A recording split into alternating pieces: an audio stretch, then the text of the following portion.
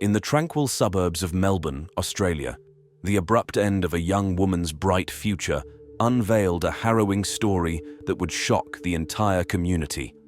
This is the story of Celeste Manno, a narrative of ambition, kindness, and an unexpected, tragic conclusion.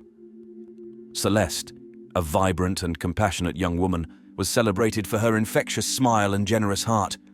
With a life brimming with promise, she aspired to make a significant, positive impact on the world. Yet, unbeknownst to many, a hidden danger loomed in the background. Celeste Manno entered the world on November 22, 1996, in the vibrant city of Melbourne, Australia. Her parents, Tony Manno and Aggie Di Mauro, welcomed her with open arms, alongside her older brother, Alessandro. From a young age, Celeste found joy in dancing and quickly became a cherished figure among her peers. Her bond with her mother, Aggie, was particularly strong, so much so that even as a 23-year-old, Celeste still found comfort in her mother's nightly tucks into bed. By June 2019, Celeste had established herself as a capable leader in a call center, diligently rising to the position of team leader. However, one fateful day at work, she found herself in the unexpected role of escorting a recently dismissed colleague out of the building, a task she hadn't foreseen. Celeste had no prior acquaintance with the dismissed colleague, yet she empathized with his situation. As they bid farewell, Celeste offered a gesture of goodwill, extending her hand for a handshake. However, before she could react, the man unexpectedly pulled her close and planted a kiss on her cheek. This encounter marked Celeste's first direct interaction with 35-year-old Luay Sako. The incident left Celeste feeling deeply embarrassed, prompting her to confide in her mother upon returning home that evening. Despite Celeste's discomfort, her mother dismissed the incident, attributing the man's actions to a harmless crush. Acknowledging her mother's wisdom and convinced it was merely a passing infatuation, Celeste chose to move past the uncomfortable encounter. With her focus on her blossoming relationship with Chris Risdale, a co-worker from the call center, she relegated the incident with Luay to the past. Yet shortly after Luay's termination, he unexpectedly reached out to Celeste through Instagram. "I can't stop thinking about you," he wrote. "I can't get your eyes and gorgeous smile out of my head." Feeling unsettled, Celeste sought comfort in her mother's counsel once more.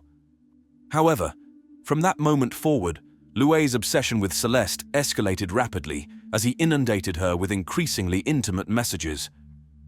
"I've never felt this way about anyone in my entire life. I'm totally infatuated with you, captivated and fascinated by you. I'd give my life and the world to you, just to be with you." In a polite message, Celeste conveyed to Luay that she didn't share his feelings and requested him to refrain from contacting her further, as his advances made her uncomfortable. However, it appeared that her rejection only served to intensify his pursuit. She wrote, "Stop contacting me as this is making me very uncomfortable. Please respect my wishes and stop." Despite Celeste's repeated requests for Luay to cease contacting her, his messages persisted incessantly. Over time, they took on a more aggressive and hostile tone. In one message he wrote, "I love you with all my heart, so forgive me when I say this, but you're lame." Despite Celeste's efforts to block Luay's accounts, he persisted by creating new profiles to continue harassing her. The relentless stalking took its toll, prompting Celeste to abandon pleading with him and instead opt to ignore his messages. However, this only seemed to exacerbate Luay's desperation. In a lengthy message, he expressed his anger, accusing Celeste of being no different from other women and vowing to prove his worth to the world. He declared an end to their communication, but regrettably, he failed to uphold this promise.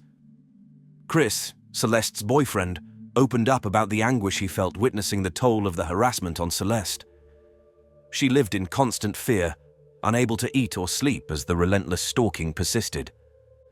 Concerns escalated when Celeste's mother, Aggie, voiced worries about the possibility of the stalker discovering their home address. Celeste, however, brushed off her mother's concerns, believing that the harassment would cease once the stalker realized her lack of interest.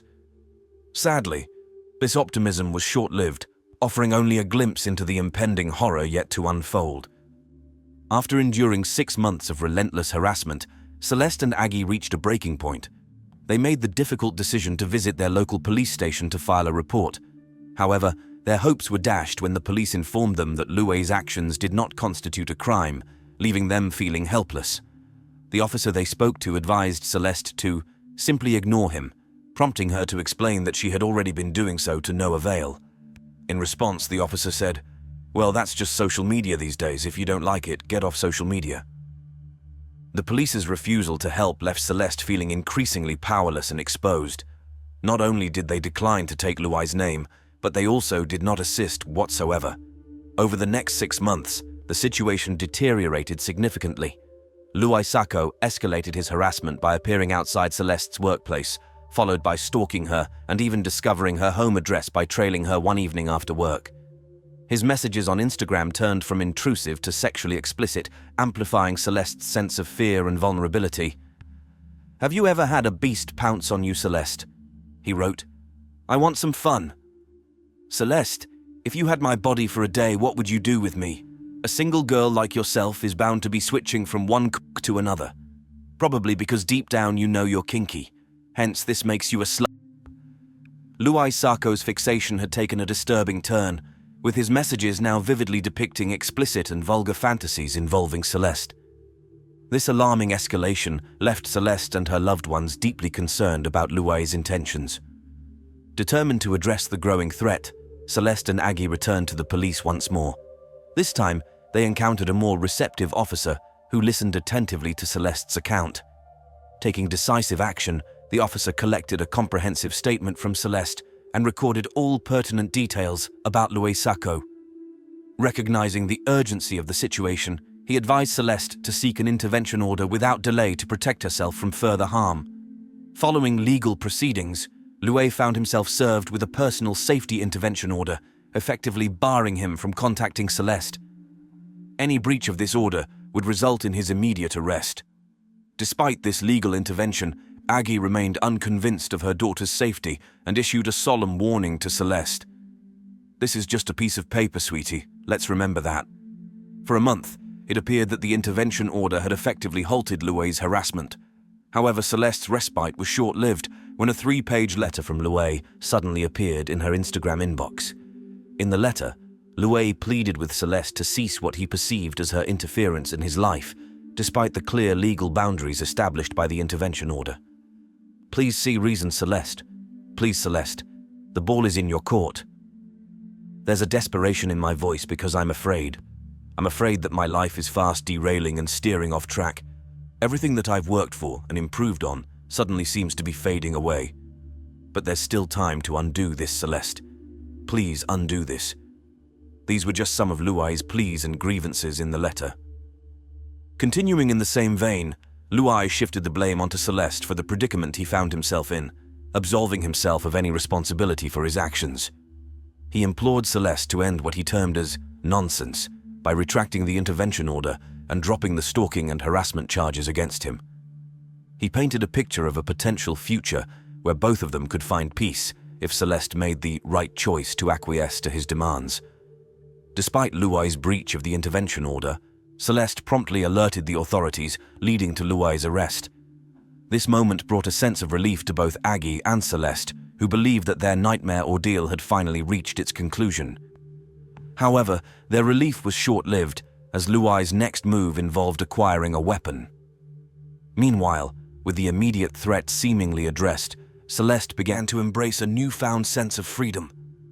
For the first time in a year, she felt carefree, no longer burdened by the constant fear of looking over her shoulder.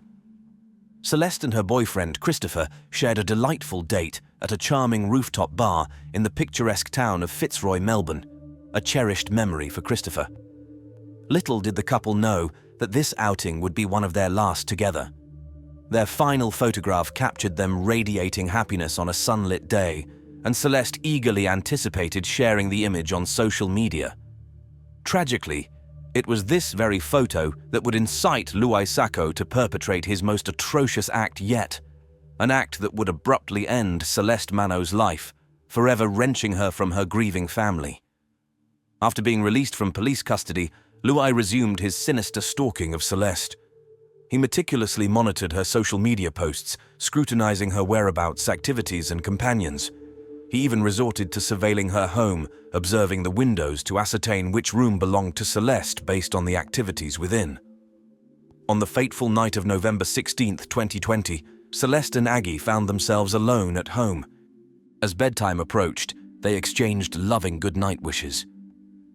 Aggie's last memory of her daughter was at Celeste's bedroom door, where she asked if Celeste wanted her bedroom light on or off. Celeste opted to leave it on, reassuring her mother that she would handle it later. "Okay, love you," Aggie expressed before closing the bedroom door. "Love you more," Celeste replied, sealing the tender moment between mother and daughter. In the early hours, just before 4 a.m., the tranquility of the night shattered as Luay Sako, armed with a hammer and a large kitchen knife, forcefully smashed through Celeste's bedroom window, launching a brutal attack. The sound of splintering glass and tumultuous chaos jolted Aggie from her sleep, prompting her to sprint to her daughter's room, her heart pounding with terror. As Aggie entered the room, she was met with shards of glass underfoot and the chilling sight of blood staining the room. Frantically, she rushed to Celeste's side, her screams echoing in the night, pleading for answers as she tried to rouse her daughter. In her desperate attempts to pull Celeste from her bed, Aggie's heart sank as she realized her daughter lay lifeless, unmoving. Outside, security footage captured the chilling sight of Luay Sako fleeing in his car, leaving behind a scene of devastation. Aggie fought desperately to save her daughter, her cries echoing through the house as she begged Celeste not to leave her. Tragically, despite her valiant efforts, it was too late. Celeste Manno had been brutally taken from her, leaving Aggie to grapple with the unimaginable grief of losing her beloved daughter. Emergency services swiftly descended upon the residence, and the police wasted no time in cordoning off the area, designating it a crime scene. As officers informed Aggie of the grim reality, revealing the discovery of a knife in Celeste's bedroom where the tragic incident occurred, Aggie's distress reached a fever pitch. In a moment of anguish, she cried out, "Oh my God, he killed her!" sending shockwaves through the attending officers. Aggie's assertion of knowing her daughter's assailant stunned the officers, who promptly noted down Luay Sako's name. Subsequent forensic examination, detailed in the autopsy report, revealed the horrifying extent of Celeste Manno's injuries, a frenzied attack that left her with 23 stab wounds, with a fatal strike piercing her heart. Helpless in her slumber, Celeste stood no chance against the brutality of Luay Sako. Yet tragically, his heinous act was far from over. Luay's subsequent actions underscored the calculated nature of Celeste's murder. He drove straight to the police station, seemingly intent on turning himself in. However, upon arrival, he began imploring officers to shoot him and shifted the blame onto law enforcement for Celeste's death. It became evident that Luay was attempting to evade conventional imprisonment by pleading mental impairment. Recognizing the gravity of the situation, Aggie delved into the intricacies of the legal system, arming herself with knowledge to confront the impending legal battle. However, as she delved deeper into the workings of the justice system, her initial shock turned to seething anger. Over the next 3 arduous years, the case traversed the corridors of the court, each step a painful reminder of Celeste's tragic fate. Finally, after a protracted legal battle, Luay Sako relented and pleaded guilty to the murder of Celeste. However, this admission came only after his attempts to convince psychiatrists of his supposed mental illness fell short. In the courtroom, Luay Sako was compelled to confront a haunting symbol of his heinous act, a glowing orb crafted from the ashes of his victim, Celeste. As he faced his sentencing, Aggie's impassioned cries pierced the air, demanding that he acknowledge the devastation he had wrought.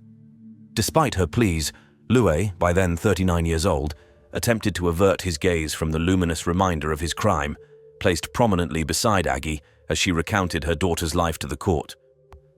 The outcome of the sentencing delivered yet another blow to Celeste's grieving family. Aggie, in particular, was devastated to learn that her daughter's murderer would spend at least 30 years behind bars. Throughout the proceedings, Luay Sako remained stoic, displaying no hint of emotion or remorse for his actions. Speaking outside the Victorian Supreme Court, Aggie, flanked by Celeste's father and brother, voiced her profound disappointment with Victoria's authorities. "We were forced to trust a system we lost faith in 3 years ago," she stated. "It failed Celeste then, and it has failed her again now." Aggie highlighted the unfulfilled promises of law reform on stalking that were made following Celeste's death. "I've had 3.5 years of endless meetings," she said. "When these officials met with me, they made promises and commitments, vowing to begin with the Victorian Law Reform Commission's report on stalking laws. The VLRC report was tabled well over a year ago. I waited and waited until I could wait no longer. I eventually realized the door was shut. Many promises were made, but none were honored. Celeste's tragic end created an irreplaceable void in the lives of her family and friends, whose grief underscores the vibrant life that was unjustly taken from them. Their love and cherished memories sustain her spirit amidst their profound sorrow." In the wake of this tragedy, the community united to honor Celeste's memory, advocating for change and offering support to victims of stalking and violence. This collective action highlights the power of unity during times of crisis. Celeste Manno's story stands as a somber reminder of the need for vigilance, systemic reform, and the enduring strength of a community bonded by grief and determination. May her memory inspire us to work towards a safer world for everyone. One day, while a man was in the barracks reading his Bible, a fellow soldier burst in with an urgent message. He was informed that something terrible had occurred at his home, but he was unaware of how severe the situation was. He was then taken back home, where he discovered that his family had been caught in a fire at their house, and sadly, none had survived. Investigations revealed unusual circumstances surrounding the fire, showing that none of the victims had died from smoke or the fire itself, but instead, each family member had stab wounds, indicating that this was not an accident, but a case of murder. The question was, who could have committed such a crime in such a quiet and peaceful neighborhood? This is the chilling case of the Milken family.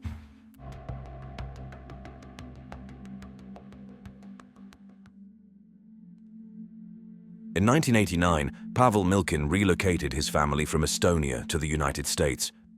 Originally of Russian descent, they had lived in Ukraine before moving to Estonia.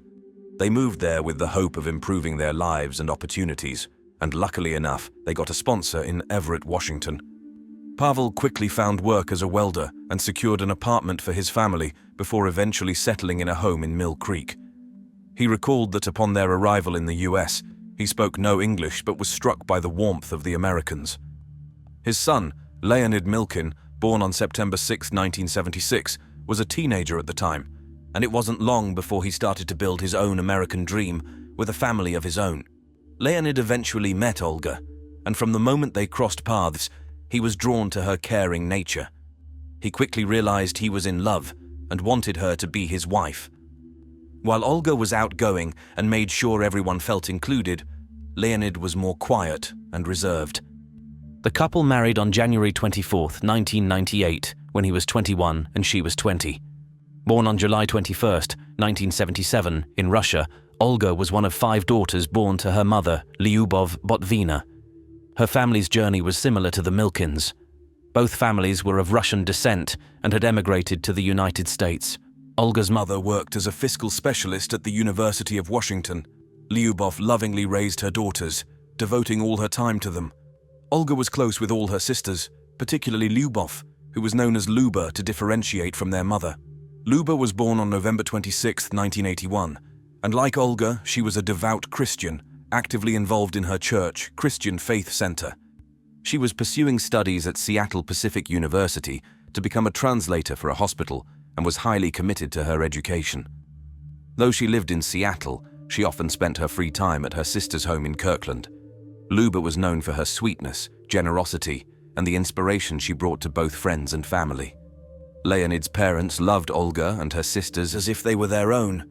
The Botvinas and Milkens were like one big, happy family, embracing each other warmly. The two families frequently gathered for dinners and shared in life's joys, including the births of Olga and Leonid's 2 sons, Justin and Andrew. Justin Daniel Milken, born on August 29, 2000, was described as a curious and lively child, inheriting Olga's creativity. Andrew Benjamin Milken was born on August 21, 2002, and he looked up to his older brother, wanting to be just like Justin. Andrew was thoughtful but strong-willed. Both boys were described as sweet and joyful. After the birth of his second son, Leonid joined the Washington National Guard in November 2002. He was stationed at the Tacoma Armory and served with Alpha Company, 341st Military Intelligence Battalion. His family took great pride in his service, with his sons often saluting him and wearing his uniforms around the house. On the other hand, Olga worked as a dental assistant in Bellevue. In 2003, Leonid and Olga purchased their first home in Kirkland, Washington, fulfilling a long-held dream. The house, built in 1914, required some renovations, but the couple eagerly planned to remodel it together. However, in September 2005, Leonid, who worked in military intelligence, volunteered for deployment to Iraq, where his skills were in high demand. It was a difficult decision for the family, but they believed it was a worthwhile sacrifice. Both Olga and Leonid committed to staying strong during his absence, speaking daily whenever they could connect as they held on to hope and made plans for their future once he returned home. Neighbors described Olga as incredibly strong. Even with Leonid away, she remained upbeat and was always in good spirits. Both Olga and Leonid's families provided support, with Luba moving in for the summer to help out. A few months after Leonid's departure, Olga decided to leave her job at the dental office to focus entirely on her sons. She had always wanted to be a full-time mother, and now spent her days engaging in activities with the boys and closely monitoring their education. She held phone conferences with Justin's teacher twice a week to ensure he was not only excelling academically, but also socializing well with his classmates. Olga and the children attended 2 church services each week, starting with the American church in the morning and the Russian church in the evening. Like the rest of her family, she was deeply committed to her faith and also made sure her sons followed her footsteps as well. On July 17, 2006, Leonid was in the barracks reading his Bible when a fellow soldier rushed in, informing him of an urgent message from the Red Cross. But before we dive further into this story, Leonid was then led to the chaplain's office where his firearm and extra ammunition were taken from him before he was informed of an accident.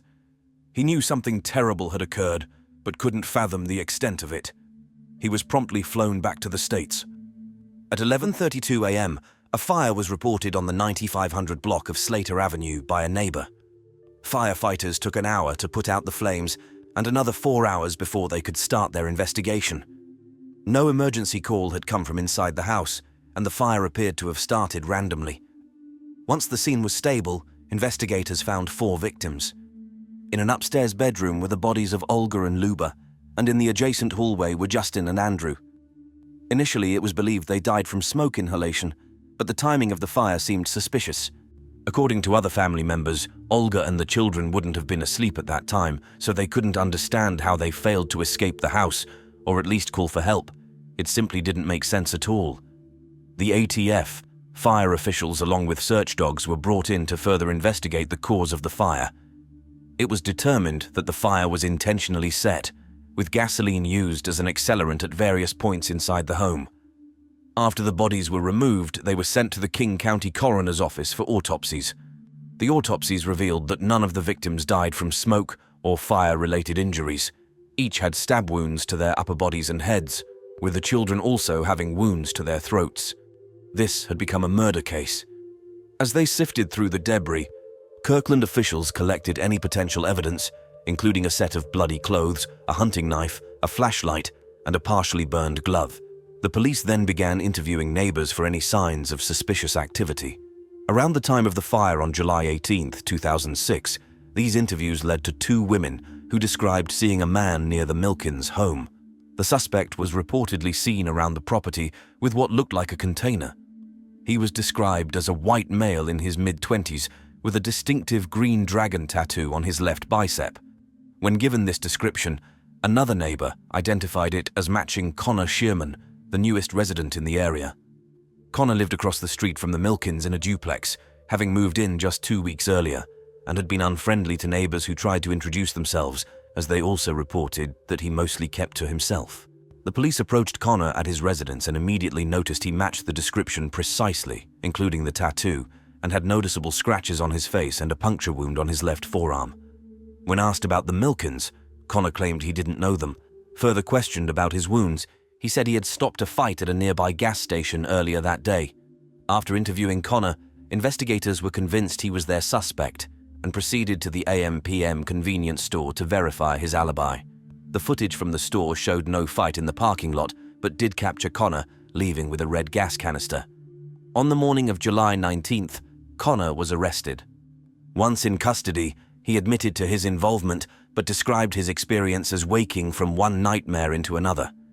He explained that on July 16th, he drank 3 bottles of vodka late into the night and blacked out.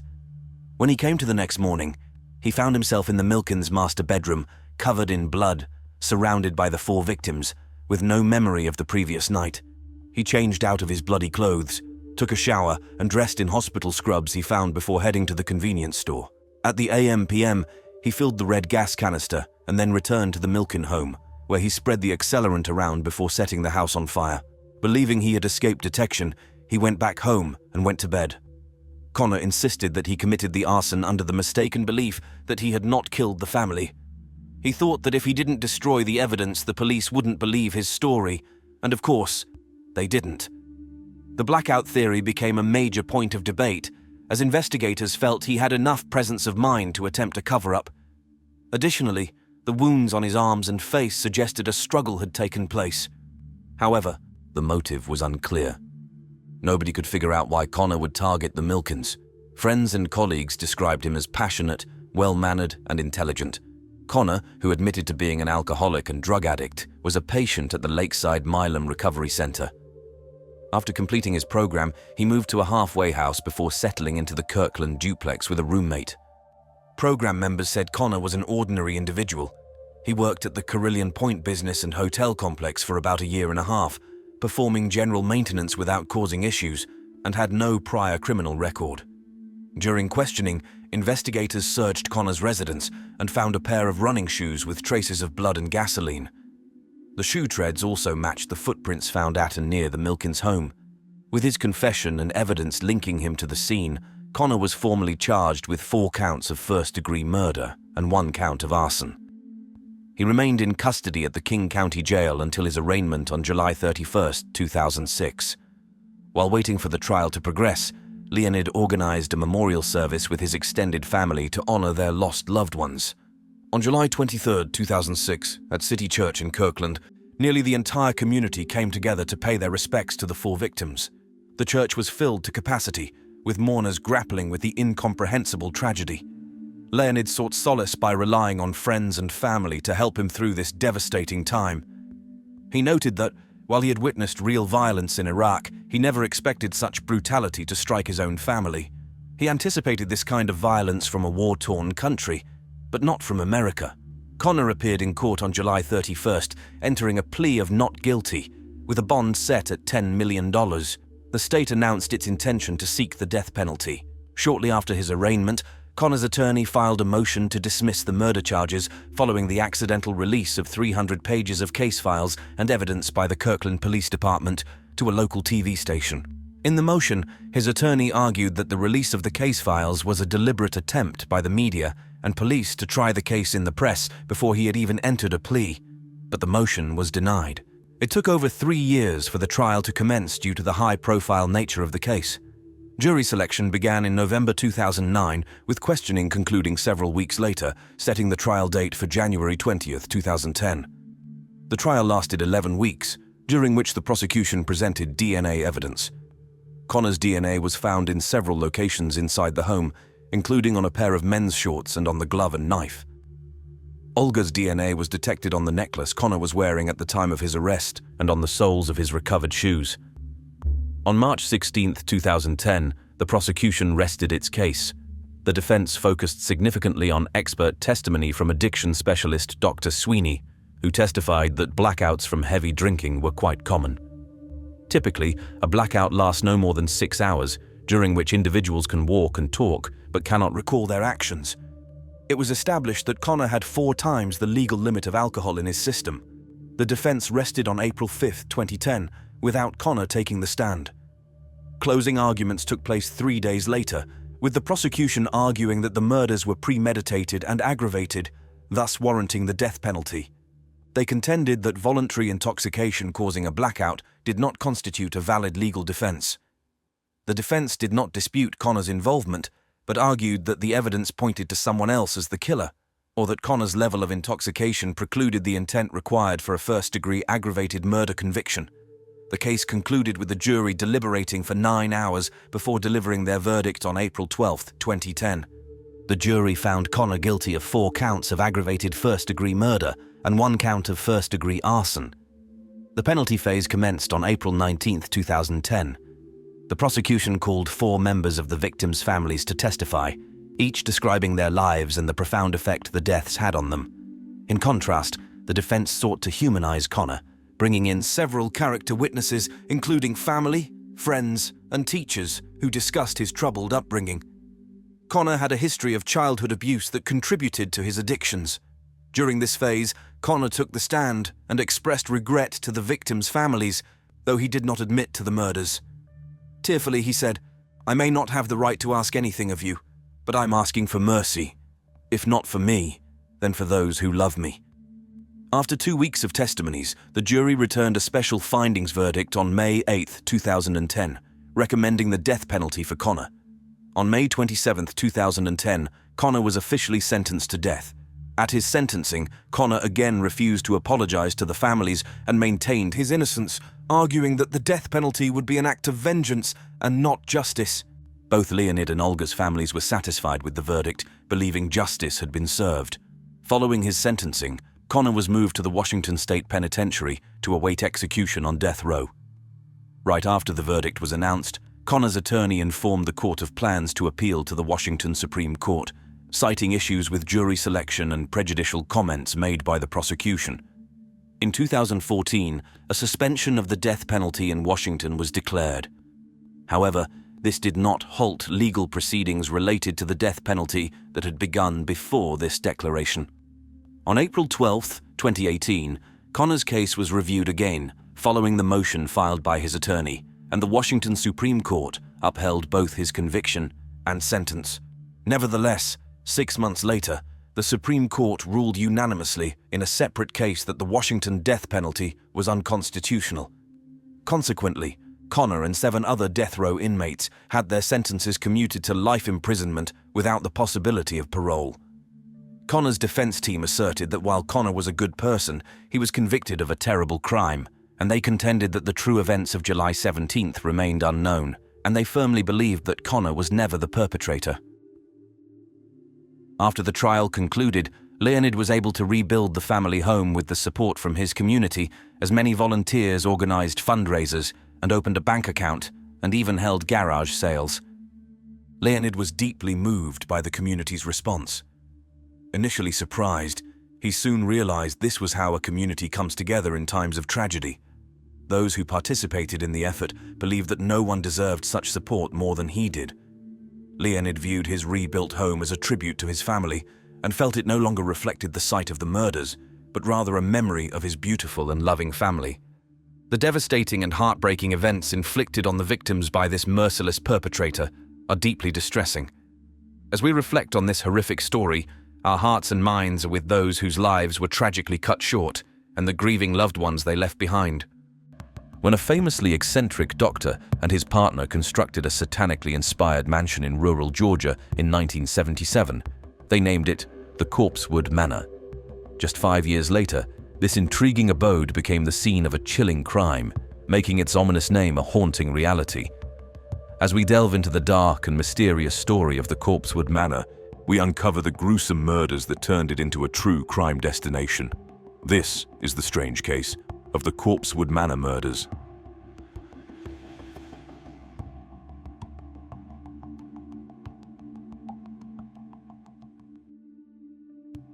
Dr. Charles Lee Scudder was born on October 6, 1926, in Wauwatosa, Wisconsin, USA, to parents Charles Morrison and Eleanor Edith Lee.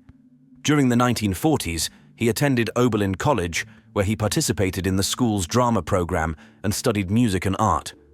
As a young man, he displayed exceptional intelligence and a wide range of interests.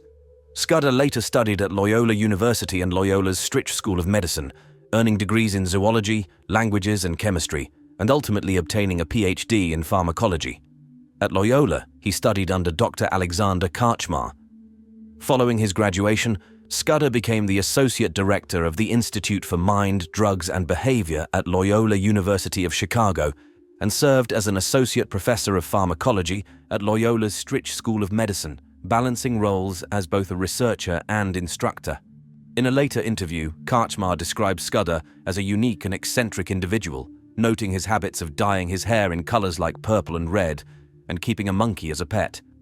Scudder was also a skilled harp player and had even been invited to perform with the Chicago Symphony Orchestra. According to Dr. Karchmar, Scudder had a deep belief in the unity of the universe and published experimental results on this subject.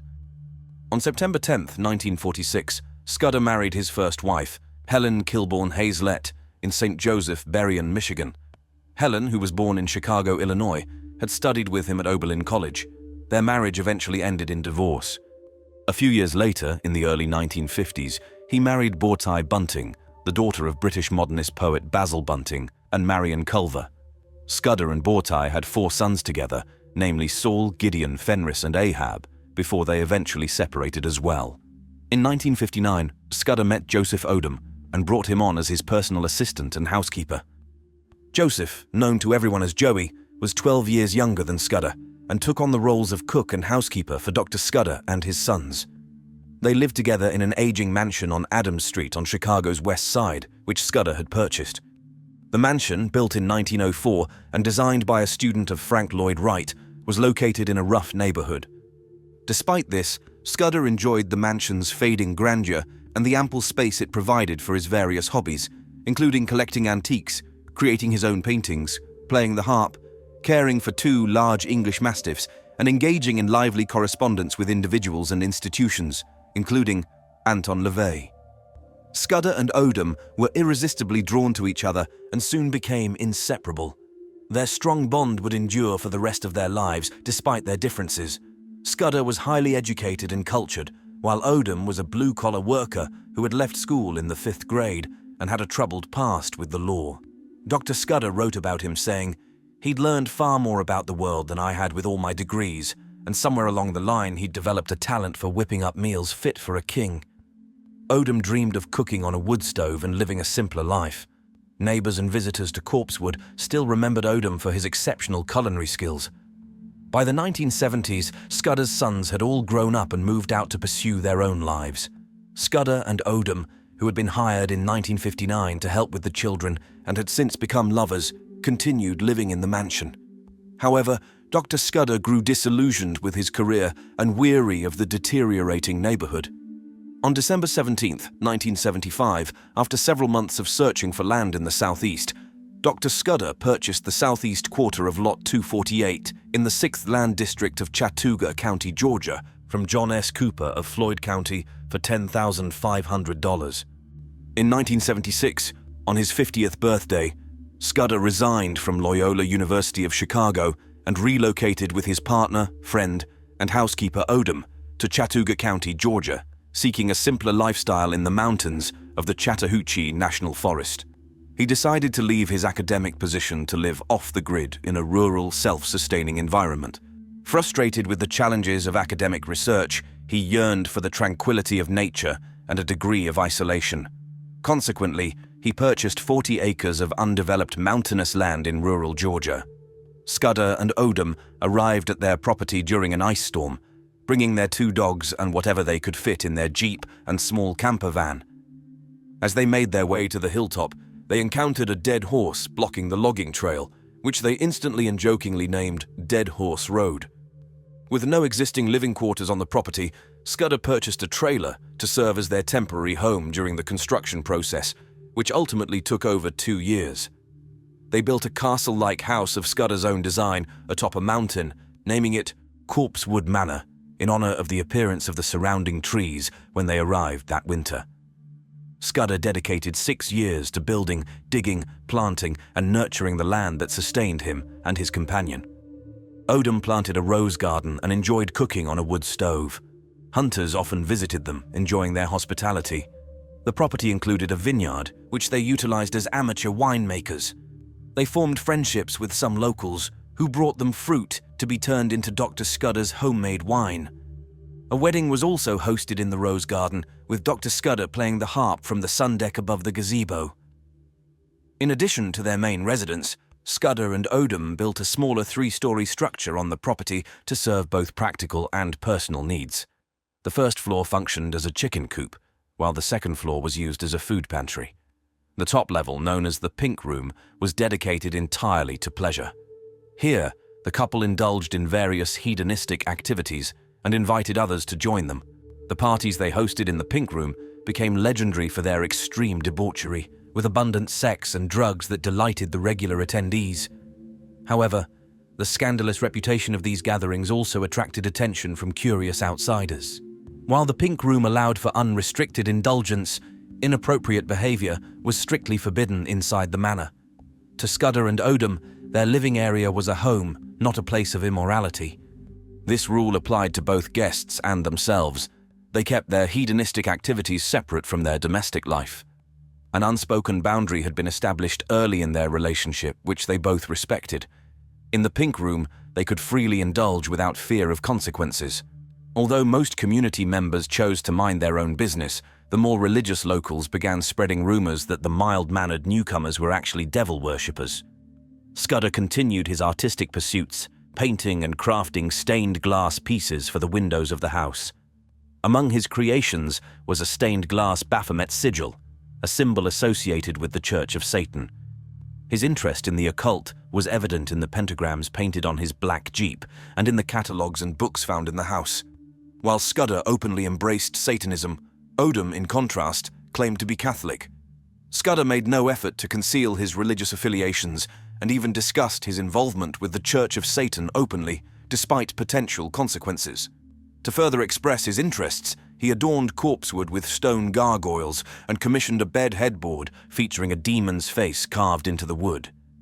Despite his outward appearances, Scudder was not a devil worshipper. Rather, he believed in enjoying earthly pleasures without succumbing to guilt. Those who knew him well attested to his kindness, stating that he wouldn't harm a fly. If anything, his sin was his refusal to let others dictate his actions or beliefs. However, even those disposed towards Scudder and Odom eventually began to label them as the devil worshippers. Despite this negative characterization, many locals still visited Corpsewood to admire the progress of its cautious conviviality. Life at Corpsewood, while mostly enjoyable, had its challenges. Scudder gradually realized that self-reliance came with its own set of drawbacks. On particularly difficult days, he found himself longing for the simplicity of a time when others handled life's problems. Yet, when these moments of despair subsided, Scudder would look around at everything he and Odom had accomplished, and a sense of contentment would wash over him. On December 12, 1982, the life that Scudder and Odom had so carefully crafted was shattered when Tony West and Avery Brock, accompanied by their friends Joey Wells and Teresa Hudgens, visited Corpsewood Manor. Tony and Avery believed that Scudder was secretly wealthy and that the manor held valuable treasures. They planned to eliminate Scudder and Odom so they could take over the property. Upon arrival, the group of 4 went up the 3rd floor of the chicken house referred to as the Pink Room and joined Scudder. They drank wine and sniffed a concoction made of varnish, paint thinner and other substances in a plastic bag. Odom, who had looked forward to a quiet evening at home, had opted not to participate. Instead of joining in the activities, he had stayed in the main house with the dogs. Although Brock had visited the house several times before and had planned to rob it with West while Wells and Hudgens acted as lookouts, their plans quickly turned disastrous. After about an hour of casual conversation, Brock made an excuse to leave, claiming he had forgotten something in his truck. Meanwhile, West, Wells, and Hudgens kept Scudder occupied. Brock returned with a rifle he had retrieved from his truck, holding it tightly. Upon re-entering the house, Brock cornered Odom and fatally shot him in the chest at close range. He then searched for the dogs and found them asleep by the wood stove, where he killed them as well. Returning to the Pink Room, Brock made no attempt to conceal the rifle as he rejoined the others. Despite being heavily intoxicated, Scudder noticed the weapon and jokingly said, "Bang, bang," before turning away from the drug-fueled party. A few minutes later, Brock and West forcefully lifted Scudder to his feet making it clear to him that the situation was actually serious. They escorted him to the main residence. Meanwhile, Wells and Hudgens attempted to leave out of fear, seeking refuge in the safety of the truck. However, West ordered them to return. The two young men, whom Scudder had considered friends, took a cruel pleasure in revealing the lifeless bodies of Odom and the dogs to him. Once they believed Scudder was sufficiently shocked into sobriety, they sat him down on a chair, bound his hands and feet, and demanded to know where he kept his money. Scudder explained that he had invested all his funds into the manor and insisted there were no hidden riches on the property. However, they weren't buying that, and they were not about to give up easily either. In a sudden move, Scudder rose from his chair and began to shuffle toward Odom's lifeless body while Brock and West argued about their next steps. West commanded Scudder to sit back down, but Scudder continued his aimless murmuring, determined to reach his partner's side. Seeing this, West seized the rifle and aimed it directly at Scudder, the man whose life they had just shattered. Just as West was about to pull the trigger, Scudder suddenly became completely lucid. Facing his assailant, he calmly uttered, "I asked for this." Unaffected by the eerie confession, West fired 5 shots into Scudder's face. With their only guide to the supposed treasure gone, the pair ransacked the house in search of valuables. They even attempted to steal Scudder's harp, but found it too large to fit in their vehicle. Having betrayed the homeowner's trust and committed cold-blooded murder, they left with scarcely more than they possessed upon arrival. Wells and Hudgens, traumatized by the events, went into hiding, while Brock and West fled to Mississippi. There they committed another murder during a carjacking 3 days later, targeting a Navy officer on his way home for Christmas. They stole his car, clothes, and what little cash he had. On December 14th, Raymond Williams, a friend of Scudder, visited Corpsewood Manor to deliver news of a mutual acquaintance's passing in a neighboring town. Receiving no response, he entered the residence and discovered gunshot damage at the door. Concerned, Raymond descended the mountain and went to notify the authorities. Coincidentally, on the same day that the bodies of Scudder and Odom were discovered, Teresa Hudgens voluntarily went to the police station in Somerville, Georgia, and surrendered herself. She explained that she would have come forward earlier, but her boyfriend Wells had prevented her from doing so. Hudgens proceeded to provide the authorities with a detailed account of the events of that fateful night, including the identities of the perpetrators. Following her confession, the dots had been connected and a nationwide manhunt was initiated. Brock and West parted ways in Austin, Texas, after a heated argument about their plans. Brock surrendered to the police in Marietta, Georgia on December, and West was apprehended on Christmas Eve in Chattanooga, Tennessee. According to newspaper reports from the time, during the investigation of the murders, law enforcement officers discovered unsettling items at Corpsewood Manor. These included 2 human skulls, 3 vials allegedly containing lysergic acid diethylamide, or LSD-25, various occult tools, a small occult library, a large collection of academic and literature books, and home pornography. The Chattooga County Sheriff's Office labeled Scudder and Odom as devil worshippers based on these findings. Additionally, a painting depicting Scudder gagged with blood dripping from 5 bullet wounds, which he had created months earlier, was found in the house. There had been previous attempts to bring charges against Dr. Scudder and Odom for their unconventional behavior, but these efforts failed due to protections provided by freedom of religion.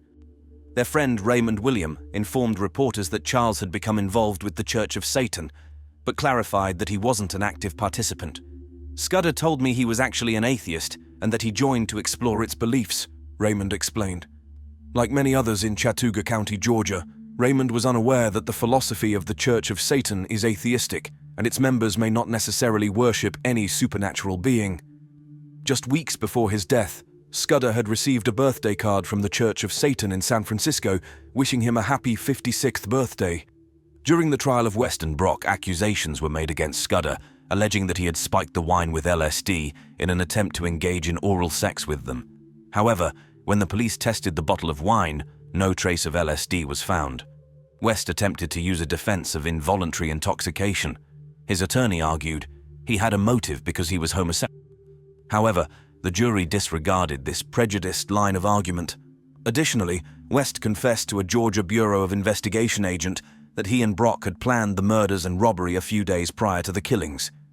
He further disclosed to the GBI agent that Brock wanted to kill Scudder because Scudder had previously engaged in oral sex with Brock.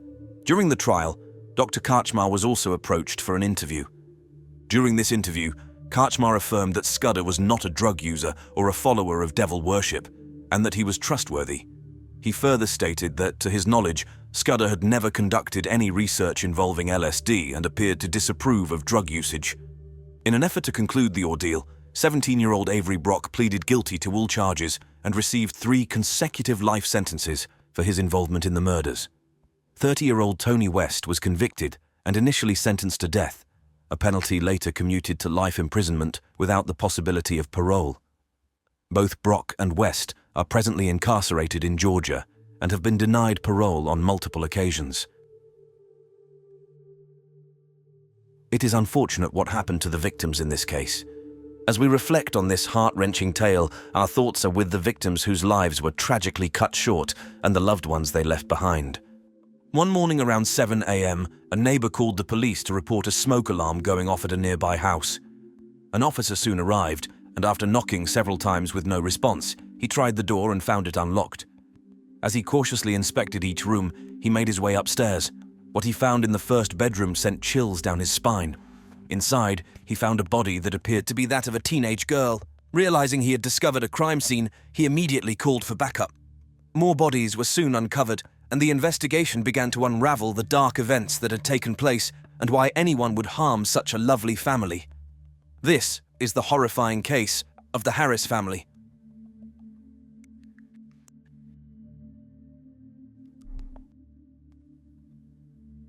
In today's video, we take a look at a case that took place in the town of Dryden in New York during the holiday season that involved Warren Harris and his family. For 39-year-old Warren Harris, also known as Tony, his 41-year-old wife Dolores, also known as Dodie, and their children, 15-year-old Shelby and 11-year-old Mark, Christmas had always been a cherished time, and the 1989 holiday season was no different.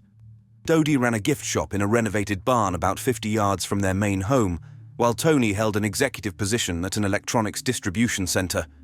Their expansive house in the town of Dryden was fully decorated in anticipation of the upcoming festivities, and they went out of their way to make sure that family, friends, and visitors felt welcome. On Friday, December 22nd, Dodie spent most of the day alone. Around 4 p.m., the kids came home from school. The Finger Lakes region of New York was blanketed in snow, with more expected. As usual, the children relaxed in front of the TV while Dodie prepared dinner. Tony was expected home by about 5:30, and the afternoon was passing by swiftly.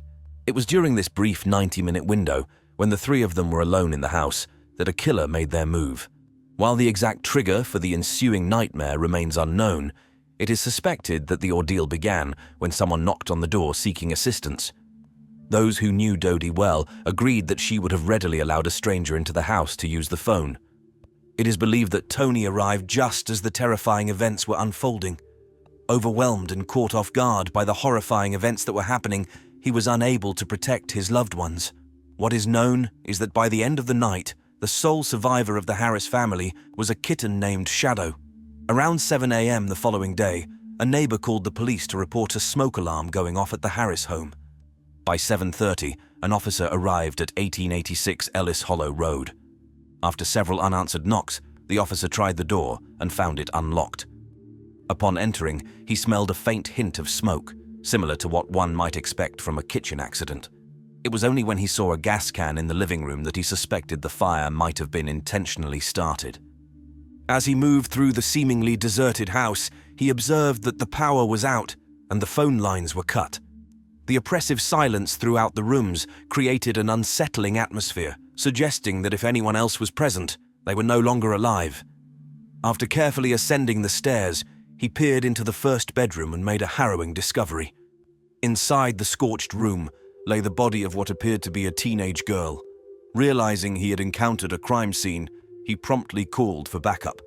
While awaiting reinforcements, the officer surveyed the room, taking care not to disturb the evidence. It was clear from the girl's condition that she had been shot in the head, and her partial nudity suggested she had been sexually assaulted. Although she was not restrained, she was blindfolded. Next to her on the floor was the body of a dog, deceased, but without visible signs of trauma. When the officer moved to a nearby bedroom, he found 3 more victims, 2 adults and a child. All had been hogtied and shot execution style with pillowcases over their heads. Despite signs of burning, the damage to the bodies was minimal. By the end of the morning, the victims were confirmed to be Tony, Dodie, Shelby, and Mark Harris. As detectives searched the property for evidence, they noted that the family's van was missing from the garage.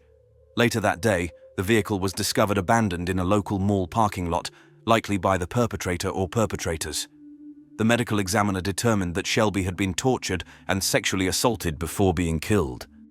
It was estimated that the family's suffering had lasted from around 6 to 10 p.m.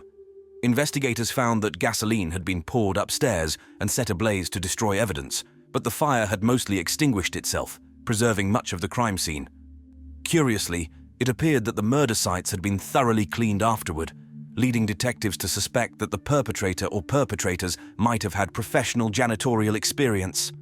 During interviews with the neighbors, one recalled seeing a black male on a bicycle riding up and down the street just before dark the previous evening. Since it got dark around 5 p.m., this would place the cyclist near the Harris home while Dodie and her children were preparing for dinner.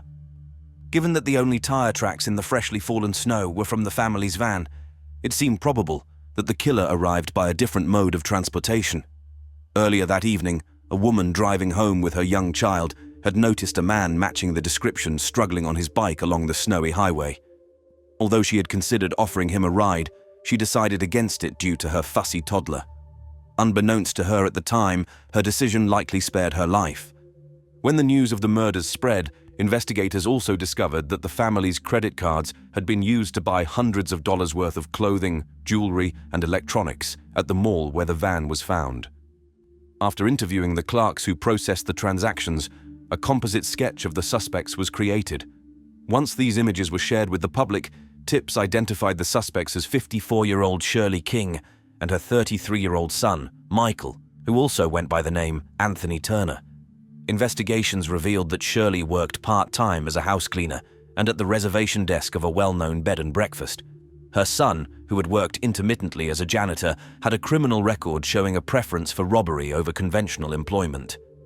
As the investigation progressed, another neighbor came forward, reporting that he had seen a black male with an older female driving the Harris' van past his house at 6:50 a.m. After seeing the sketches of Michael and Shirley King, he confirmed they were the individuals he had observed. Since this sighting occurred just minutes before the police were alerted about the smoke alarm, it was considered a significant lead. Unfortunately for the investigators, the witness later retracted his statement, admitting he hadn't seen the two clearly enough to make a reliable identification. On February 7, 1990, police went to the apartment where Michael King was living with his girlfriend and their 2-year-old child. When he did not respond to their knock, they forced entry. Inside, they found King sitting with a shotgun. He fired a shot before being gunned down by the officers. A ballistics expert later confirmed that King's weapon was the same one used to kill the Harris family. While some doubted the details of the confrontation, King's history with law enforcement provided insight into his mindset. It was reported that after one of his many encounters with police, he had allegedly expressed a desire to be shot by them rather than face a long prison sentence, suggesting he had chosen suicide by cop. With the main suspect out of the way, detectives shifted their focus to his mother, Shirley. Although both had been spotted at the mall using the Harris' credit cards, it was Shirley who had forged Dodie's name on the receipts. When confronted with this incriminating evidence, she admitted to using the cards and knowing their source but denied any involvement in the murders. Nonetheless, her knowledge of the killings for 6 weeks led to speculation about her deeper involvement. After considering their options, authorities charged her with burglary, arson, possession of stolen property, and forgery. While investigators believed Shirley had been present at the crime scene at some point, they were not fully convinced of her role in the actual murders. If she was involved, it seemed more likely that she was an accessory after the fact rather than a direct participant in the violence. During the trial, a gas can found at the Harris home on the morning the bodies were discovered was presented as evidence. An officer testified that fingerprints on the can matched those of Shirley King. With undeniable proof of her presence at the crime scene, the jury quickly convicted her on all charges. Shirley was sentenced to 17 to 44 years in prison and was formally handed over to the state, closing the case. However, 2.5 years later, an internal investigation revealed that the law enforcement officer had planted the fingerprint evidence to strengthen the case against Shirley King. Following this explosive revelation, Shirley King's conviction was overturned, and she was released from custody. In the subsequent months, all charges against her were dropped, and her previous convictions were annulled. In 2007, Shirley King filed a lawsuit against the state of New York for $500 million. Ultimately, she received around $286,000 in compensatory damages. Although she had indeed been wronged, some in the community resented the large settlement. They argued that she had benefited from her son's crimes without showing any remorse for the victims, questioning her entitlement to such a significant payout. Despite this, the decision remained, and she left with the money. Years went by, and Shirley King passed away in 2015 at the age of 80, taking any remaining secrets with her to the grave. Although the complete details of what the Harris family experienced during their final hours will never be fully known, it was unquestionably a night of unrelenting terror. After examining the evidence, it is clear that their suffering at the hands of a stranger they had welcomed into their home out of kindness is truly horrifying. The thought that Tony, Dodie, and Mark were forced to hear Shelby being assaulted in the next room only intensifies the heart-wrenching nature of their ordeal. Demonstrating that animals can sometimes show more compassion than people, the family dog, Annie, chose to remain by Shelby's side rather than seeking safety as flames engulfed the home's second floor. Sensing the gravity of the situation, Annie stayed close to the teenager she had loved and known, choosing to offer comfort rather than escape. Unfortunately, after staying by her side all night, she eventually succumbed to smoke inhalation. It is both tragic and heart-wrenching what the victims of this story endured at the hands of these monsters, despite the kindness extended to them by their hosts. As we reflect on this sorrowful tale, our thoughts are with the victims whose lives were cruelly taken and the loved ones who mourn their loss.